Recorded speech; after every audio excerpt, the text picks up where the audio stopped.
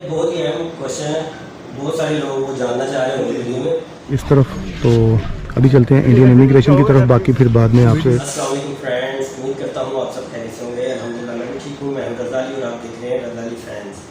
तो इवन आज की जो वीडियो है ना, आज की वीडियो हम बना रहे हैं इंडिया कैसे जा सकते हैं आप। टूरिस्ट वीज़ा तो इंडिया का मिलता नहीं है, जैसे कि ये मेरे दोस्त हैं शहजाद भाई, ठीक है, ये इंडिया से टूर करके हैं लेकिन ये ज़ियारत वीज़ा पे गए थे। तो इस वीडियो पे हम जानेंगे शहजाद भाई से कि कितना ईजी है और कितना इस पर खर्चा आ जाता है। ठीक है जी, अस्सलाम वालेकुम। जी वालेकुम सलाम। शहजाद भाई कैसे हैं आप? जी अल्हम्दुलिल्लाह, शुक्र अल्लाह का। सबसे पहले तो आपका बहुत बहुत शुक्रिया कि आपने हमें वक्त दिया। ठीक है जी, तो हमारे व्यूअर्स को बताइएगा कि जो इंडिया का जो प्रोसीजर है ज़ियारत वीज़े का, इस पर कितना टाइम लग जाता है और कितने पैसे लग जाते हैं इसको? इसमें सबसे पहला जो आपका सवाल है वो ये है कि जी इस पे टाइम कितना लगता है। जी तो ये टोटल जी 6 मंथ्स का प्रोसीजर है। सही।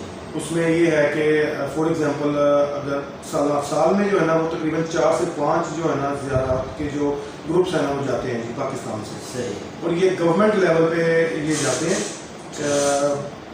गवर्नमेंट इनको लेके जाती है इन ग्रुप्स को। और खुद से नहीं जा सकता, खुद से आप नहीं अप्लाई नहीं कर सकते। खुद से आप अप्लाई नहीं कर ठीक सकते। है। उसका एक डिफरेंट क्राइटेरिया है।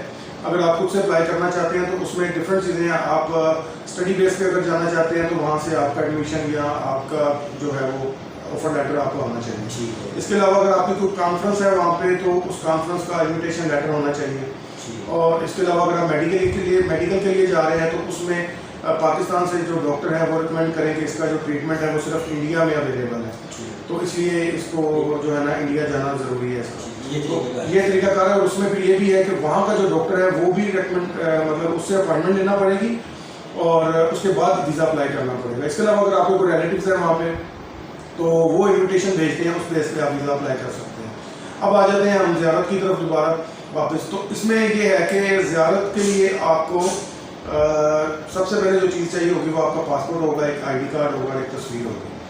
अब जैसे कि अभी जून चल रहा है तो अभी अगस्त में एप्लीकेशन ओपन होने वाली हैं इसके लिए, अजमेर शरीफ के लिए। और वो जो डेलीगेशन है वो जाएगा जनवरी एंड पे या फिर फरवरी के स्टार्ट में। सही। और उसमें प्रोसीजर ये होगा कि जैसी एप्लीकेशन ओपन होती हैं तो आप 1000 रुपया जो है वो नेशनल बैंक में जमा करवाते हैं, उसकी ओरिजिनल रसीद और साथ में अपने पासपोर्ट की कॉपी और एप्लीकेशन फॉर्म, ID कार्ड की कॉपी और एक तस्वीर। ये आपने भेजना है जी मिनिस्ट्री ऑफ रिलीजियस अफेयर के एड्रेस पे इस्लामाबाद। तो वहाँ पे जब उनको मिल जाता है तो उनकी डेट्स होती हैं कि इन डेट से इन डेट तक आपने जमा करवाना है। उसके बाद मिलने वाली जो एप्लीकेशन होती है उसको कंसीडर नहीं किया जाता। तो जब उनकी कुरानदाजी हो जाती है तो जब उनको एप्लीकेशन मिल जाती हैं तो 1 महीने के बाद वो उसकी कुरानदाजी करते हैं। अगर फॉर एग्जांपल वो 200 बंदे का ग्रुप है तो उससे ज़्यादा अगर एप्लीकेशन मिलेंगी तो वो उसकी कुरानदाजी करेंगे और उसमें जिनके नाम निकल आएंगे उनको उनके नंबर्स पे मैसेज आ जाएंगे कि जी आपका नाम निकल आया। उसके बाद जी 1 महीना तो आपका ये लग जाता है। उसके बाद 2 महीने आपकी वेरिफिकेशन होती है। उसमें जो है वो कुछ जी इलाके से पूछते हैं एग्जैक्टली ऐसे है। फिर उसके बाद आपको एक लेटर रिसीव होता है जिसमें कि टोटल चार्जेस लिखे होते हैं कि आपका जो है कितने का आपने जो है वो बैंक ड्राफ्ट बनाना है मिनिस्ट्री ऑफ रिलीजियस अफेयर के नाम का। और उसके बाद वो आपका ओरिजिनल पासपोर्ट, आपका एक यूटिलिटी बिल होगा कोई उसमें बिजली का या गैस का या फिर जो है जी वो टेलीफोन का बिल जो आपके नाम का हो। अगर आपके नाम का नहीं है तो घर के किसी सरबराह का वो आप साथ अटैच करेंगे और पासपोर्ट ओरिजिनल जाएगा आपका। तो इसके साथ FRC फॉर्म भी लगता है? नहीं, FRC फॉर्म नहीं लगता है। ID कार्ड की कॉपी लगेगी। जो चीज़ें आपने बता दी सिर्फ कोई नहीं है। और इसका जो एप्लीकेशन फॉर्म है वो इंडिया की जो ई-वीज़ा वेबसाइट है वहाँ पे जाके ऑनलाइन फिल करना है। ये सारी चीज़ें आपने दोबारा जो है वो रिलीजियस अफेयर के एड्रेस पे इस्लामाबाद भेज देनी है, पोस्ट कर देनी है। उसके बाद ये 45 डेज का प्रोसीजर है, वो एम्बेसी में भेजते हैं। जैसे ही वो आपका पासपोर्ट एम्बेसी भेजेंगे आपको एक और लेटर रिसीव होगा कि हमने आपका पासपोर्ट जो है वो इंडियन एम्बेसी में भेज दिया, इंडियन हाई कमीशन में भेज दिया। तो उसके बाद इंडियन हाई कमीशन जो है वो 30 से 40 दिन लेती है डिसीजन लेने में। और जब जिन लोगों का भी वीज़ा इशू होते हैं उनको कॉल करके बता दिया जाता है, डेट बता दी जाती है कि इस डेट पे आप लाहौर हाजी कैंप जो है जी वहाँ पे आएंगे, स्टेशन पे जो है जी स्टेशन पे है लाहौर, और वहीं पे आपको पासपोर्ट दिया जाएगा और उसके बाद आप वहाँ से वहीं से रवानगी होगी। सर्विस होती है बस की, वो उनकी होती है। और उसमें ये है कि 1 दिन पहले जाने से 1 दिन पहले आपको पासपोर्ट दिया जाएगा। अच्छा, मेरा एक सवाल है, एक तो 1000 जो है वो आपने जमा कराना है एप्लीकेशन का जी। अगर वो अप्रूव्ड हो जाती है जी, तो उसके बाद जो चार्जेस है वो कितने हैं जो ग्रुप टूर के जो इसमें देखें जो दिल्ली जाते हैं उसमें होटल जो होता है वो गवर्नमेंट का होता है, उसमें थोड़े से चार्जेस ज़्यादा होते हैं। सही। पाकिस्तानी गवर्नमेंट होटल प्रोवाइड करती है और उसमें तकरीबन लास्ट ईयर तक तो 32-35 था, अभी 54-56 इस तरह चल रहा ठीक है। है। और अगर आप अजमेर शरीफ जाते हैं उसमें आपके चार्जेस कम आते हैं क्योंकि उसमें जो अकोमोडेशन होती है वो आपको इंडियन गवर्नमेंट प्रोवाइड करती है, तो उसमें आपका तकरीबन 20 से 22 हज़ार का खर्चा है। 20 से 22। जब आप गए थे आपका टोटल खर्चा कितना आ गया था वैसे? हमसे यहाँ जब हम गए थे जी 26,000 का पैकेज था वो दिल्ली के लिए जी। लेकिन हमसे जो बाद में वहाँ पे जाके उन्होंने तकरीबन पाकिस्तानी की कह लें 8 से 10 हज़ार दोबारा चार्ज किया तो तकरीबन 35,000 के करीब बन गया। अच्छा, मेरा एक बहुत ही अहम क्वेश्चन है, बहुत सारे लोग वो जानना चाह रहे होंगे वीडियो में, तो ये जो पाकिस्तान और इंडिया की जो इमिग्रेशन सिस्टम होता है बहुत से लोग डरते हैं कि भाई पता नहीं क्या हो जाएगा इस तरह के नहीं, तो आप इसके बारे में क्या कहते हैं? जब आप गए थे तो कैसा था आपका एक्सपीरियंस? डेफिनेटली एक डर तो होता है लेकिन जो हालात चल रहे हैं लेकिन बड़ा अच्छा एक्सपीरियंस रहा था। ठीक। पाकिस्तान में भी बड़ा ज़बरदस्त एक्सपीरियंस था, किसी किस्म की कोई परेशानी नहीं हुई और जाते हुए भी और आते हुए भी, और जब इंडियन साइड पे गए हैं तो वहाँ पे भी किसी किस्म की कोई परेशानी नहीं हुई। ठीक हो गया। और जो पाकिस्तानी गवर्नमेंट के जो एहलकार होते हैं मिनिस्ट्री ऑफ रिलीजियस अफेयर्स से वो भी आपके साथ होते हैं, और जैसे ही आप इंडिया एंटर होते हैं तो पाकिस्तान हाई कमीशन का एक जो ग्रुप होता है 2 से 3 बंदों का वो आपको रिसीव करने के लिए पहुंचा होता है वहाँ।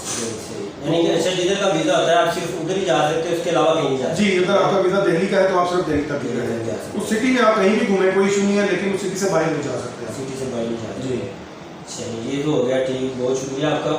तो दूसरा ये मैंने पूछना था आपसे कि टोटल यानी कि आपका खर्चा अपना कितना टोटल लग गया था पैकेज के अलावा?